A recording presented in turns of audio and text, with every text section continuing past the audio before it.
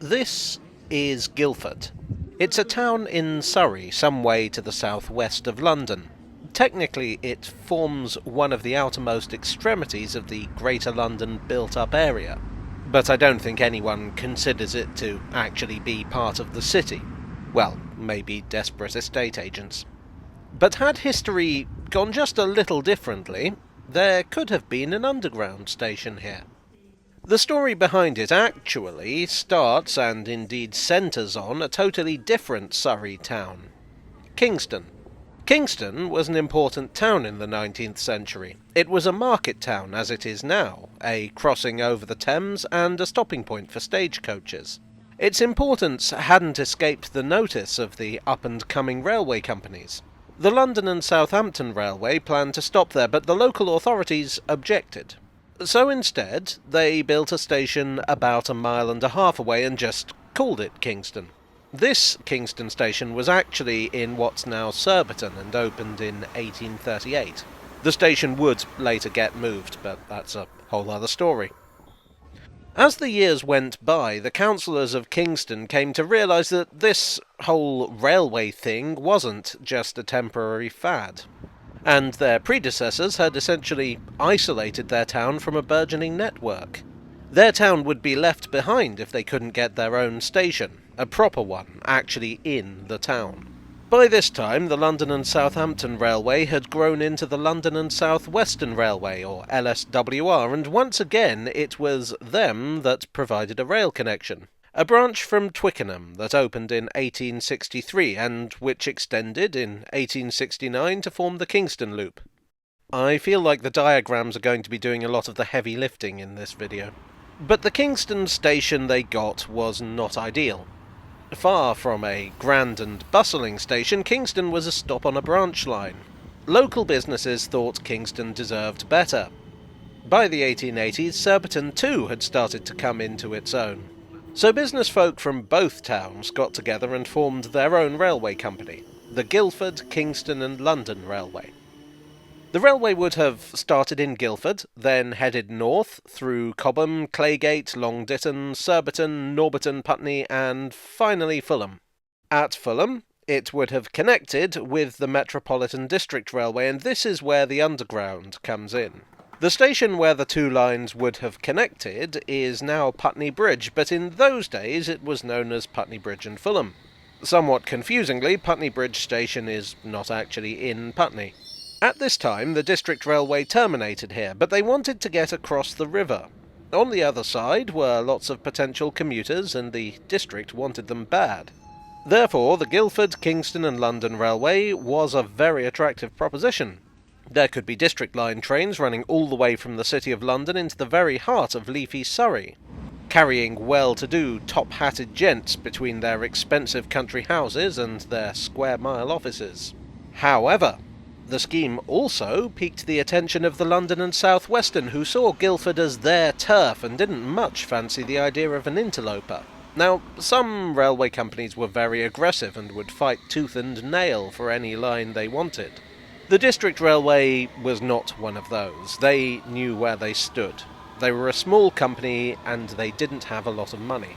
They undoubtedly realised that the LSWR could probably squash them if it came to a fight. So they did what they did best, negotiated. The district, the LSWR and the Guildford, Kingston and London revised their scheme. The LSWR would get the bit from Surbiton to Guildford. Both those places were already on their main line, and the new railway would now be the Kingston and London Railway, consisting only of the bit from Fulham to Surbiton. This would be run by the District Railway, but the LSWR would be allowed to run trains over it to South Kensington and High Street Kensington. Parliament approved the scheme in 1881, not, it has to be said, without a certain amount of local opposition, as the line would have to cross Wimbledon Common. But that was a different worry for another day.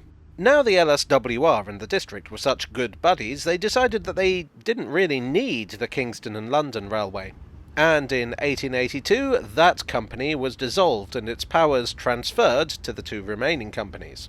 In 1885, the LSWR completed the Surbiton to Guildford line, which is today known as the New Guildford line, despite not actually being new at all these days. So okay, no district line to Guildford. What about the line to Surbiton? Well, things did not go as planned, as you may have gathered from the fact that, Surbiton isn't an underground station. In the 1880s, the district was desperately short of funds. They'd been working hard to complete the Circle Line, which is what they were actually set up to do. This was a phenomenally expensive project, and it rather limited what they could do elsewhere. So they were stuck. It was time to make another deal. In 1886, the LSWR officially took the entire Surbiton Line scheme over, lock, stock and boiler barrel. The district were also involved in the scheme to build a line from East Putney to Wimbledon, which of course did get built, but, and this is where things get even more confusing, not by the District Railway. This too got bought out by the LSWR in 1886. This is relevant because it meant that the LSWR had potentially two routes from Putney to Surbiton. There was the Kingston and London route, as discussed. But now they could run a much shorter line from East Putney to Wimbledon, where it would meet their main line, and in theory they could run trains from there to Surbiton, Kingston, Guildford and beyond. So they went with the latter plan.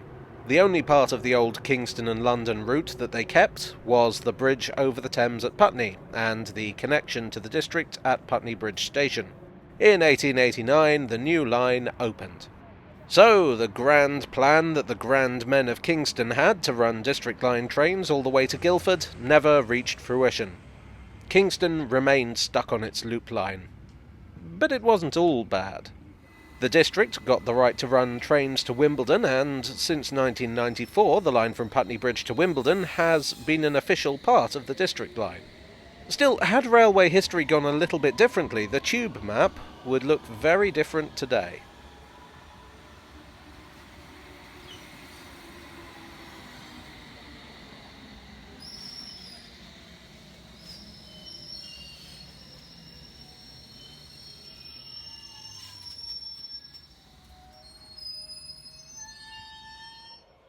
Well, I hope you enjoyed this southwesterly tale from the tube. If you did, please do click the like button and consider subscribing for more.